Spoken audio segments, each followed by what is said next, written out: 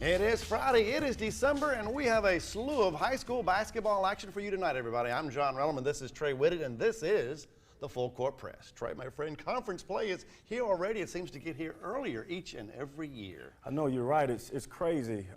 When I played in the Mid-Eastern Conference back in the day, we didn't start conference play until after the Christmas tournament. So it's a little weird, but I'm looking forward to catching out checking up some action. That kind of makes sense, but they're starting already, so we're going to show it to you. And Ashley is off to a 1-0 start in Mid-Eastern Conference play. Hoggard is also 1-0 in league play. The two Wilmington teams tipped off tonight, and we were obviously there to check it out. And I had a feeling the Ashley students, Trey, would be revved up for this one, and they certainly were. We begin with Hoggard's Rashad Wallace. That's right, Rashad Wallace. He's off the football field onto the basketball court, finishing strong here for the easy layup. And then we see what I call great execution with the dribble drive penetration. Keegan Meyer knocking down a short jump shot in the corner. Datrion Day, boy, he's been playing well lately. He is number 3 for the Ashley Screaming Eagles, Trey. I love this kid, John. Datrion Day has an extremely high motor. He plays at a high level, great competitor. Ashley took it to Hoggard tonight. I'll tell you what, this is becoming one of the better games in Wilmington each and every year as Ashley's number 44, Keegan Meyer, makes another one, Trey. Keegan Meyer with a nice fadeaway jump shot there. Then we're going to see Tyler Matlock spotting up at the top of the key, nailing the three-point shot, but Datrion Day again, John, driving into space.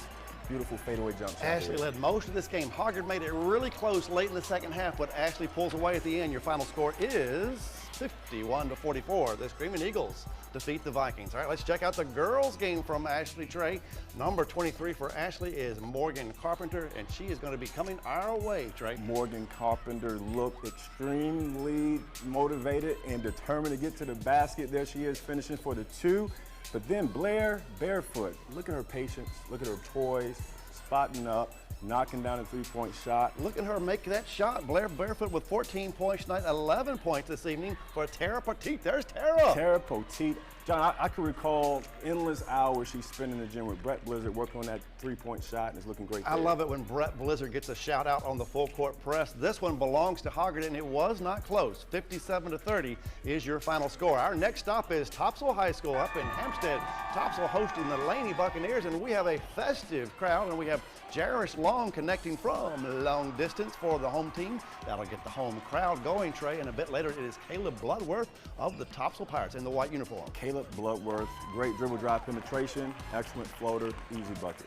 All right, Chris Bennett. You can't have a Full Court Press without talking about Chris Bennett. There he is, Trey, number 22. You know, I'm a little concerned, John. Chris Bennett is putting up a lot of numbers. You know what that means? He's catching up to me in the all-time scoring list. Oh, that's right. Yeah, he is catching up with my good friend Trey Whitted, who's standing right beside me right now.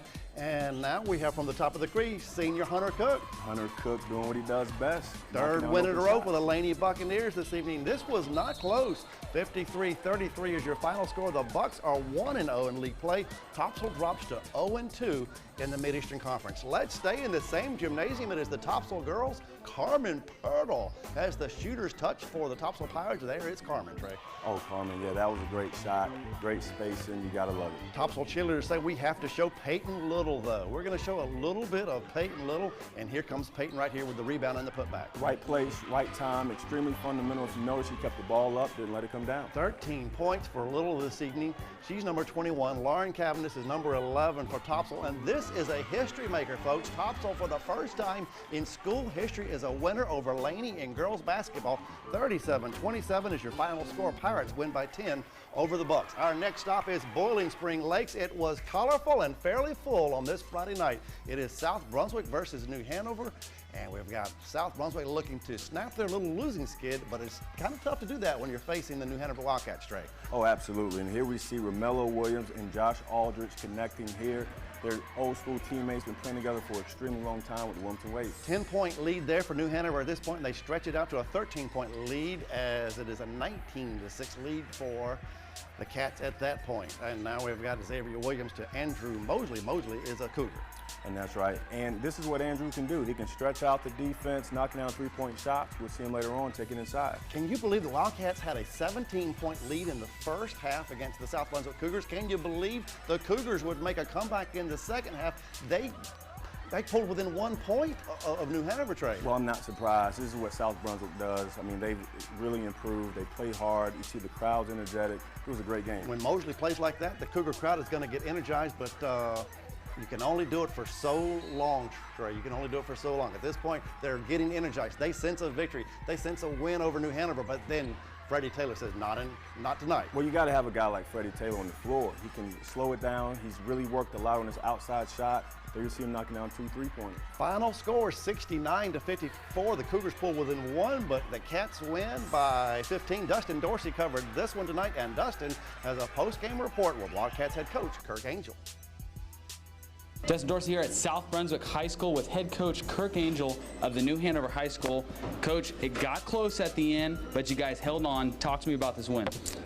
We found a way in the last 4 minutes. It was either a dead ball or a timeout. You know, I looked at some guys that were in the game and they didn't have a lot of varsity experience, but I said, listen, you know, you got to trust your leaders right here. We got to take good shots. We got to be tough defensively. We can't allow second chance points like we did the entire third quarter for them, and just find a way to win right here. You know, execute, trust ourselves on offense, you know, get stops as a collective unit on defense and make sure we're holding them to a contested 2 and get rebounds, and we found a way to do that in the last 4 minutes. I'm here with Freddie Taylor. Hey, Freddie, man. You had a rough start to this game, but 2 big threes in the fourth quarter to put this one away for your team. Talk to me about your game. So early in the game, I couldn't get going. Early foul trouble, sat the first half. Coming into the fourth, I got battled by Coach BJ. He told me to go out, play was a week, and he told me to attack, and it's on my back now. Time for me to go to work. Freddie, thank you, man. At South Brunswick High School, for Freddie Taylor, I'm Dustin Dorsey. And you're watching the Full Court Press. Go Wildcats. Back to you guys. All right, I thought I'd get a little bit more energy on the interview from Freddie Taylor. Next time, Freddie, you got to give us the energy just like you do on the court. Thank you, Dustin. Nice win for the Wildcat boys. Now we have the Wildcat girls versus the South Brunswick Cougar girls. Trey, this was not a close one, and this is Ayana Cotton for the Cats. Not at all. Ayana Cotton just being misreliable, spotting up, making the 3-point shot look easy. Number 21 for the Cats, Anya Marshall. This one got away early for the South Brunswick Cougars, and a 72-20 final. I think they had a running clock a little bit in this one. It was a 52-point win for Bertha Dixon Wright and her New Hanover Wildcats this evening on the road. All right, we have more ground to cover tonight on the Full Court Press. You knew that. Now you know that. We want to showcase a pair of games from East Bladen High School, and we plan to make a stop at Coastal Christian High School as well. Trey has it covered for you. We'll see you back in a second. On the Train Test Range, you learn what makes our heating and cooling systems so reliable.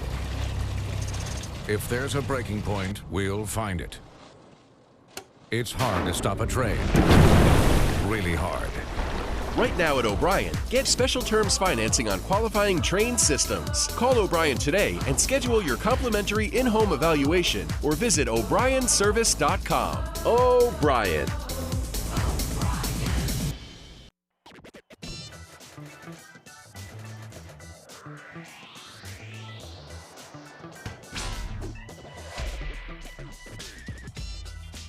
This is the Full Court Press. I'm John Runham, and this is Trey Whitted. And Ken Cross is no longer the East Bladen boys basketball coach. It is kind of strange not seeing Coach Cross on the bench in Bladen County. Regardless, there's a new guy in charge of the Eagles. Named Kenzel McCall. There he is on the right in the blue shirt. East Bladen's new man in charge, and it is East Bladen this evening versus the Clinton Dark Horses. And this is going to be a dunk that didn't work, Trey. That's right, but Ian Hines capitalizes. He a great double cross there. Excellent control dribble, even better finish right there at the basket. Ian Hines, what an athlete he is. Plays football, plays basketball, and Demetrius Wooten also plays football, plays a little basketball, and here Demetrius scores. They can mix it up. Great spacing, great ball movement, excellent finish by Demetrius. Actually, East hung with Clinton tonight. Clinton kind of thought they would take this one rather easily, but Raheem Skinner and the Dark Horses only win by 11 points. That's Raheem Skinner. He's going to be a D1 college football player very, very soon. 57-46 is your final. The Dark Horses beat the Eagles by 11 in the boys' game. In the girls' game, we expected Michaela Boykin to score a lot, Trey, and she did. There she is scoring right there. Next year, Boykin will be suiting up for the Duke Blue Devils. How about that? Well, that's excellent, and you can see why. I mean, she comes out, she plays with great poise, great consistency. You see her right there in the passing lane, getting the steal, taking it coast to coast. I've got to get out and see this girl play live. Speaking of pass, I think she comes up with a nice pass to her teammate right there. So she didn't score all the points tonight, but Michaela Boykin scored 50 tonight. Boykin played the entire contest. By the way, we had a running clock in this game for the last few minutes in the fourth quarter. That is the first time East Bladen has ever been on the wrong side of a running clock. 76-32 is your final score. This one goes in for the Eagles, but it belongs to the dark horse. It's Clinton all over East Bladen tonight, up in Bladen County. All right, we have more girls action. It is going to be Coastal Christian High School on their home court in a private school battle versus Wilmington Christian. No one on this court tonight playing at Duke next year, Trey. No, but we have Sam Stanko right here getting a nice fast break, excellent finish right there on the break. And then Lydia Bradshaw, great lefty. You gotta love lefties, right? I mean, that was an excellent shot right there in the short corner. Then we come back, Lauren Allen gets a basket here, penetrating the gap, finishing over the top of the rim. And then last but not least, Taylor Coble getting a bucket here for WCA. Trey, Wilmington Christian led for most of the first half. Coastal makes a ferocious comeback in half number 2 thanks to a bunch of three-pointers, and your final score is 43-39. Coastal Christian wins by 4. Let's stay in the same gymnasium to see what's up with the Coastal boys. Number 32 for the home team is Carter Davenport, and not home team, number 32 for the Wilmington Christian team is Carter Davenport. And Carter Davenport stepping right in for Austin Tart. He's their scorer this year. He's making it fly from the 3. You know who leads Coastal in scoring this year? The guy who sits in the paint, Michael Parker. Michael Parker, just an excellent leader, even better guy, excellent character. I love this Coastal Christian basketball team. It's not Cameron Green, it's Cameron Green. Cameron Green gets it to go for the Centurions. Well, this is what he does. He can stretch the floor. He's an excellent leader on the court. Great ball handler. You have to have a guy like him handling the point. All right, let's see what the final score on this one is. It is not a close one. 66-35 is the final score. The Coastal Christian Centurion boys squad defeats Wilmington Christian 66-35. It couldn't have been more exciting. I'm kind of exaggerating right there. All right, in high school football, I want to congratulate a team from just up the road. The Wallace Rose Hill Bulldogs beat West Montgomery this evening 30-7 in the WWAY state championship football game in Chapel Hill. Now that you know that score, let's now check out some more basketball scores.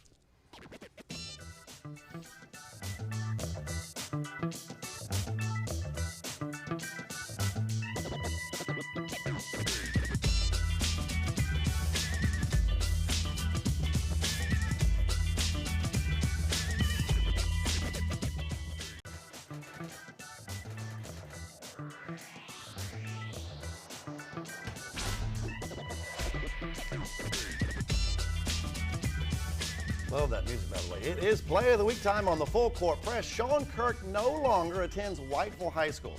While he was there, we featured Sean and his get up and go quite a bit on the Full Court Press, and we get to do it again right now.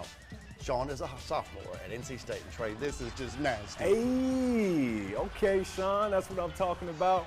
Hometown kid with a new school dunk right here. John, you and I are going to have to try this tomorrow in the gym.